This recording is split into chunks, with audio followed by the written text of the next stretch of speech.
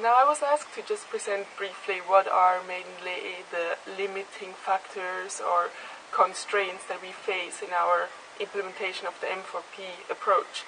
Now, I wouldn't really call it limitations, but maybe conditions that we really have to be concerned with, aware of when we implement the approach. Let me just focus on three. So one would be linked to our geographic intervention area, that I would call a relatively low market dynamic environment. Another one is linked to a situation where sometimes human and institutional development is also low. And thirdly, to work in a post-socialist economy. So for the first one, we work in the Central Corridor, which is a huge area, it's the size of Germany, that is quite dry, so for agriculture, difficult conditions, and also the population density is quite low. That means that often in our value chains, the most dynamic market players are maybe not that attracted to that environment.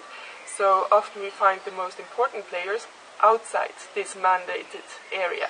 We can sometimes face the challenge that the players that we want to work with are maybe not around, or we will have to move a lot to go and see them. Another consequence is also that the low population density makes that offer and demand is sometimes very far apart. So there also we lack this kind of market dynamics that makes market system work better, or at least have the potential to work better.